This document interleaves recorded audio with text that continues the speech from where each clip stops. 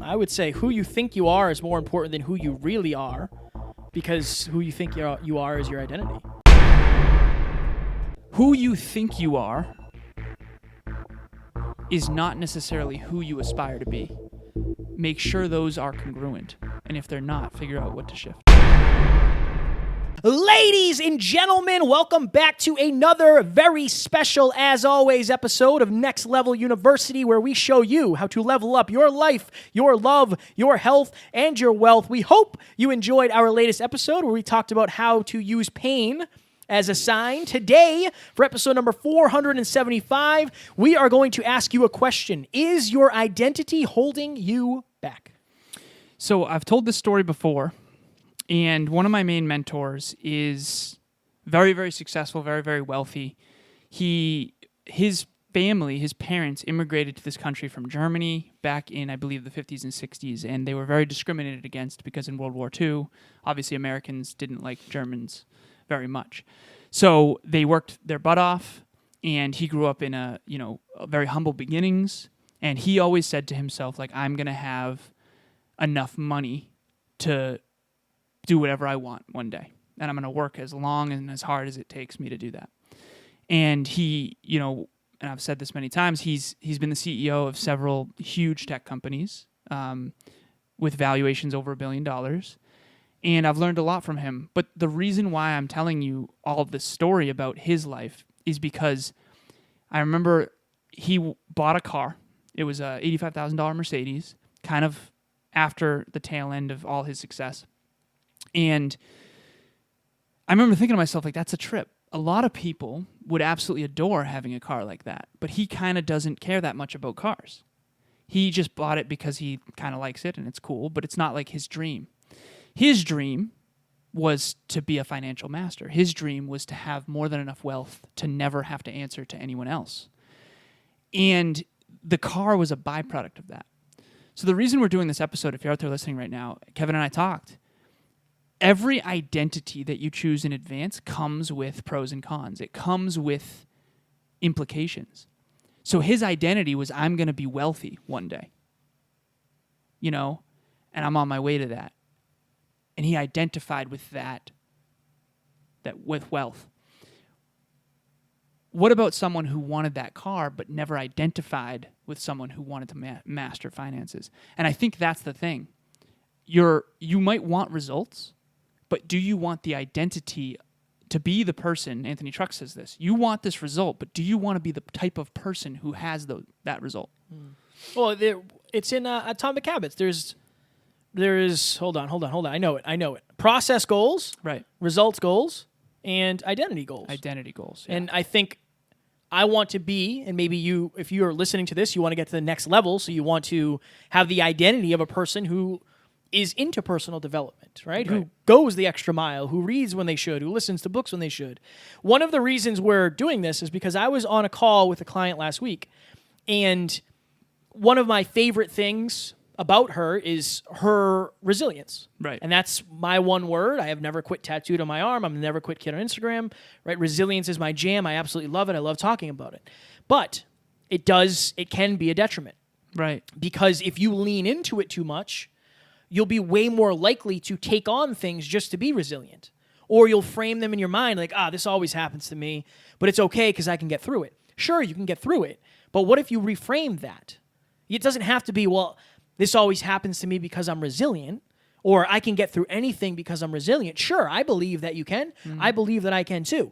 But I do know when I stopped saying, I can get through anything because I'm resilient, I looked at things a little bit differently. Right. Right? You can smash your head into a wall as much as you want. You'll get through that thing eventually, but you can find the door and walk around as well. Yeah. And again, this is all from personal experience. So the thing I said to her was, do you think that's actually a negative, that you're so resilient? I think it's amazing that you're capable of pushing, you're capable of dealing with the uncertainty, with the overwhelm, with the things that you have going on in your life. I think that's incredible. But what if we reframe that a little bit? Because being resilient is amazing. It's amazing. But not if it continues to bring things into your life where you're forced to live your identity. Right? That's a completely different game. So that's the question I would ask you if you're watching this or listening to this. What is your identity, number one? Number two, did you choose it? because that's super important. Right. Number 3, is it getting you where you want to go? Right. Is it creating the life that you actually want? Yeah. And number 4, what are you willing to do about it if it's not? We were talking a while ago about my identity has always been the tough guy. Yeah. Not in a bad way, not picking fights or anything. But in high school, there was the toughest kids in the school in my grade didn't want to fight me because they thought I would kill them. Right. I don't think that was the case at all, but that's what they thought. Cool. Like, awesome. Looking back, it's pretty cool. I like that. Yeah. But I used to literally, my cousin used to beat the hell out of me. I got thrown into thorn bushes. I got beat with a wiffle ball bat. He hit me over the head with a metal folding chair because we used to like wrestling. So for me, being tough was just the way it was. For me, it was always about how much punishment can I take as a human being. That was always my thing. But I always looked up to those people. I looked up to the wrestlers who did the stunts. I looked up to the stuntmen. I looked up to the fighters on the hockey team. That's where a lot of my identity came from. Right. So where did yours come from? Maybe it was a parent. Right. Maybe it was a parent saying, look, we don't deal with things like that. We don't cry. It's such an important thing because it's running in the background of your life, and sometimes it's actually running your life. This is I love this topic of identity. You're either taking control of your own identity and choosing who you aspire to be, or you're letting the world do that for you. I often tell the story about how I was told I was good at math. Naturally, I gravitated towards math and then got even better at math. Go figure, I'm great at math. And I was told that I'm not good at English, so I went to special needs, special English classes. I got taken out of the class and taught how to read. And I think that I had an aversion to English ever since then. My math SAT scores were fire. My English ones and writing ones not so great. And it's just this interesting thing because it's like I never really chose like, you know what, I'm going to be better at English. If I chose that, I would, of course, have practiced reading, practiced writing. And here's another thing, too. Back in college, it's interesting because this past weekend, Emilia and I went to visit her grandma. It was her birthday, and we went and had like coffee and donuts. It was fun. And on the way back, we passed WPI, which was my old quote-unquote stomping grounds, right? And so I went and showed her my fraternity house. I went and showed her the campus and where I used to live freshman year, all this stuff. And it was such a blast from the past, my goodness. But back then in college, I was kind of seen as at WPI, it was all mostly engineers. I think it was like 80 or 90% undergrad engineers. And I was seen as the one who knew how to party, who knew how to have fun. And I was the one who facilitated parties. I mean, everyone would come from Worcester State. Everybody would come from my hometown. You know, my apartment was called Bropartment, literally, right? Because it was 4 guys. Yeah, it's a whole thing. When you become that, this is like the frog in the pot of boiling water. If you bring a pot of boiling water slowly to a boil, the frog will stay in the warmth until it gets cooked to death. But if you throw the frog in the pot when it's already boiling, it'll jump out. That's like your identity. Someone says, hey, you're really fun and social and amazing. Like, I had a blast with you last night when we were drinking. Now, all of a sudden, you start to embody that persona, that person, without even knowing it. Now, all of a sudden, that's what others expect of you. You're getting externally validated. It becomes who you are. And then, but you never really thought in advance, like, what are the downsides of being seen as the party guy? Look, it's just normal. Right. Just like, what are the downsides of being seen as the tough guy? What are the upsides and downsides of being the next level guys? See, it's a trip. You got to think, throw back to hyperconscious. Like, you got to be hyperconscious of your own identity. It's interesting because what comes with your identity. So a couple things. Number one, you're going to do as much as humanly possible to stay congruent with what your identity is. Right. So you kind of, if you're a shy person, you might not even let yourself do the things that a non-shy person would. Right. That's number one. Number two, like Alan said, you might not even see the detriments of your identity. The next level guys, okay? If Evan Carmichael says, the next level guys, I like that. I'm going to call you guys that. What actually comes with that is a lot of things. Right. Like just because I don't want to read today doesn't mean I don't. I have a reputation. That's the thing. Right. My identity has also become my reputation. Yeah. The personal development guys, the guys who do 5 episodes a week, the guys who never miss a mastermind, that sort of thing. Right. Now, it's amazing. It's amazing, but there is a perceived detriment or a pressure. Let's just say that. There's a pressure that comes with that. You have to understand what that is. If your identity is the person who is always there for other people, you're going to be in trouble when you have to choose between yourself and other people, especially if you get love for what your identity is. Right. If you get loved for what your identity is, Oh, yeah. That's a dangerous. Very. Can you go into what your identity? I don't want to say. I almost said crisis. It's not a crisis. But one of the other reasons we were talking about this is because we've had some interesting talks about like. You mean recently or originally? Recently. Because I remember I wrote the article about changing alcoholic to bodybuilder. I think that you can was do that. You can do both. So I just think the new one is interesting in terms of. Right. I never thought I'd hear you speak like this. Okay. So. But I don't want to throw you under the bus. No, you're good. You're good. I think I want your take on what that is because I'm not concerned about what comes out. Like I'm grateful to be honest and authentic here. One thing that I think is this jumped off the page when you were talking. Let's say you're seen in college as the guy who is able to throw awesome parties and you're the party guy. Okay, that in college, wonderful. The moment you leave college is that guy. It's not ideal. Maybe that guy's called an alcoholic. See, the label becomes the experience. And what was valued and what you were loved for in college might be very different than what you're loved for in corporate. I often talk about how in corporate I worked in sales. Alcohol is a big part of that culture. What a coincidence, right? I end up in an environment that values who I am. Making money and being social. It was called work hard, play hard. There's no coincidence that I ended up at a company where my motto was work hard, play harder in college. I was a really, really hard worker. I was very, very smart. And I did a lot of fun partying. And in a school where that was very, very, very valued.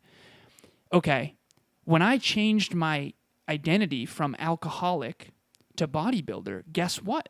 That comes with certain behaviors. When I'm a bodybuilder, what does that mean? That means I track my calories. That means I go to the gym every day. That means I probably don't drink that much because... Right. So that one shift in label changes the entire experience. You know, if I say right now Coca-Cola, everyone has a visualization of that experience versus water. Those are just two words. What do they mean to you? And so what are you calling yourself? And so recently, what was the identity crisis? It's not just the hard work, the hardest worker versus. Yeah. Okay. I don't know what you came to in terms of an understanding or a conclusion, but I figured it might be worth an understanding. Yeah. So for the longest time, I used to say this quote, and this was a long time ago. I probably said this on the first interview that you ever, along with many other things. I used to say, the hardest worker will always beat the person who's not a hard worker, but the smartest worker, basically no one can beat someone who works hard and smart. And I used to say that. So I consider myself an extremely, extremely disciplined person. What I realize is that because of that identity of being unbelievably consistent, disciplined, and hardworking, I'm willing to put more and more and more on my plate. But I didn't realize the downside of not delegating because of that identity. If I have the identity that I can do it all, whether it's conscious or not, what are the chances I'm going to like offboard stuff to other people for a greater end state? So since I've become aware of that, I've been much more comfortable with realizing, okay, Alan, humility, you can't do it all yourself. What can other people help you with? And I think that you've done a great job at helping me in that arena because you kind of realize like you don't even want to do it all. You don't want to work 18-hour days. No, like, I've really switched that. Right. I want to be the hardest. I want to be capable of being the hardest worker. I don't necessarily know that I... You don't want to have to be. I think I'm enjoying freedom more and more, and I'm understanding that will I ever stop doing what I'm doing? No. But I want to have podcasts, speeches, and coaching calls, and I don't really want to do a ton else in terms of, you know, I just... And that's your identity. Yeah. You're a podcaster. Yeah, right. It's a trip. Right. It's a trip. And so if you're out there right now, what's your identity? Are you a bodybuilder? Are you a podcaster? Are you a partier? I have this one friend that you and I both know, and I'll keep it anonymous. Everybody goes to him for a good time. They don't go to him for advice. They don't go to him for, you know, to read a book or to go to a book club. They go to him for a good time. Now, here's the problem. if he's getting loved for being a good time, Right. he's going to all the other people. I have a quote. Go ahead. Your identity becomes your expectation. Right. I mean, realistically. It becomes your life. Yeah. But when I think of a certain person, my expectation of the experience is based on their identity. Right? Yeah, Alan's smart. When I hang out with Alan, I expect that's how it first started. I remember you and I, when I lived in New Hampshire, Right. after one of our interviews, we went to Chipotle and we talked about something that blew my mind at the time. But I remember when I knew that I was hanging out with Alan, my expectation was I'm going to learn something. It's going to be overwhelming. Right. Right? So every experience, think about it. Everything. If you go to the gym with somebody, your expectation is different because their identity in the gym is different. Right. When you go to an event, when you go to the movies, when you go to dinner, anytime, really, your identity becomes the expectation. Right. If you listen to this, you might expect that I am funny at some point. Right. My identity is the serious guy who can be funny. Hopefully, I'll make you laugh at least once. Maybe right there. Maybe not. Maybe. Maybe not. Maybe.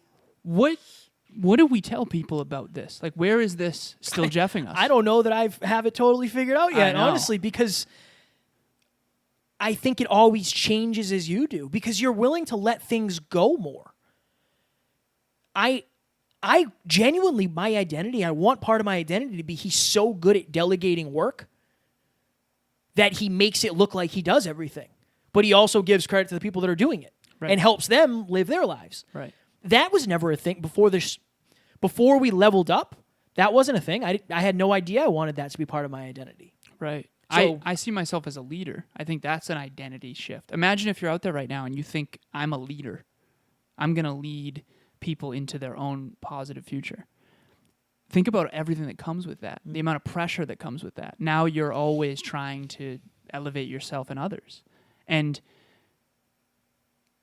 every single identity you choose comes with pros and cons. You know, if you don't have the identity of a leader, well, no one's counting on you. You can watch Netflix all day. That's cool, right? I genuinely cannot stay consistent with the identity I've chosen and watch Netflix all day every day. Can't do it. So that's the question I would ask yourself is like, what is the identity you've chosen in advance? Have you chosen one? If you haven't, what's the identity you want, and what are the implications of that? how do you figure out what your identity is? What have you been valued for? What have you gotten significance and love for? I would say if I said it, describe yourself. If I had never met you, describe yourself. I feel like you're probably going to give a good idea of what you think your identity is. Well, let's do that. If I've never met you before and you want to tell me about yourself? That would be a struggle. I'm a podcaster. Okay. I literally met somebody for the first time last week, something that I'm working on outside of the podcast. And she said, so tell me a little bit about yourself. I said, I'm a podcaster. I also have a business with the co-hosts and my best friend Alan, where we help other people start podcasts. I'm a speaker. I'm a coach. That's my identity is this. Wow, major breakthrough. Go ahead. The moment that you and I created Next Level Podcast Solutions, and just to bring the listeners into this, Kevin and I now are creating a brand underneath Next Level University, the company, where we're partnering up to basically help people. We're going to customize solutions to do people's entire shows for them. Like everything under the sun, but it's going to be a custom high-ticket solution. So we're going to manage your team. We're going to do your show for you, YouTube, however many episodes a week, show notes, everything Teaser you clips, can think everything. of. Yeah, you name it. Everything. And we're going to help you monetize your show so you make your money back and then some. Until you and I decided to be that, how could we expect the world to expect that? Right. And there's lag time too. The world won't expect it. Right. You have to believe it, but you have to act as if you're already it in a weird way. You were a bodybuilder long before you were a bodybuilder. I was a podcaster long before I was a podcast coach, long before I was a podcast coach. Yeah, it's almost like you have to say, I was a bodybuilder long before I was a successful bodybuilder. Yeah. You were a podcaster long before you were a successful podcaster. I think that's a trip. And remember, every action you take is a vote for that identity. So you and I hold ourselves to an extremely high standard in how we treat our intimate partners. Okay, we want to be the best men we possibly can be for Emilia and Taryn. And Emilia often says, like, I don't understand how I got so lucky. Like, I feel like the luckiest woman in the world. And I think part of the reason why is, and she sent me a clip about Simon Sinek basically saying that in an intimate relationship, someone doesn't suddenly just say, oh, now I love this person. It was all the little things that added up over time. It's and he said leadership's the same way. You can't just decide to be a leader and suddenly you're a leader. It's all the little stuff. But you can decide to be a leader in advance in terms of your identity. Then you have to take the actions and the consistency to get there. But with Emilia and Taryn, why does she feel so lucky, so blessed? Because of the men we are, right? I feel so unbelievably grateful that I'm genuinely honored to be with someone who's like her. But what's interesting is that she chose her own identity. She is, in my honest opinion, like, and I'll say this publicly, she's the most incredible person I've ever met. Like, it's unreal. I've never seen someone who puts more conscious effort towards being a good person for others than her, genuinely. And it's like, she did that on her own. She chose to be that. I now am honored to be her man, and she genuinely inspires me. But we've chosen to show up for them at this ridiculously high standard. They didn't ask us to do that necessarily. They didn't force us to do that. It's almost like everything you attract in your life is predicated on the identity you chose to live up to. Yeah, that's what I was going to say. You wouldn't be able to stay at that level with somebody if that wasn't your identity, because you'd be faking it. You can stay in a room with somebody. You can hold your breath, right? You can pretend to be something you're not, but your identity always comes out eventually, the closer you get to the truth. But you can change it. You can change it. Yeah, if the Y power is enough. I think that's right. That's where... Right. If you want to change it. If the Y power is enough to want to change Yeah. it. Where would you shift your identity? Like, where do you think you need an identity shift? I would say... Huge shout out to Anthony Trucks on this. Right? Identity shift. How powerful is this? I would say that maybe when it comes to feeling like I need somebody to come help, maybe. Because even today we were talking about some behind-the-scenes things. I feel like, I don't know. I think for my life, I've always had somebody who's come and helped at some point. But I think I kind of rely on it. Mm-hmm. You know, and I think I could do better to maybe either seek the help before I maybe need it, or do a better job of learning whatever it is. But sometimes I'm not aware of what I don't know. That's a whole nother episode. But I would say that probably doing a better job of asking for help proactively. Right. That's probably, instead of being the kind of person who can shoulder the entire load, maybe somebody who asks for help more, I would say. That's fire. What about you? What do I need to shift in my identity to get to the next level? To get to the next level. Vermont mug. I would have to genuinely think about that. Vermont mug. I think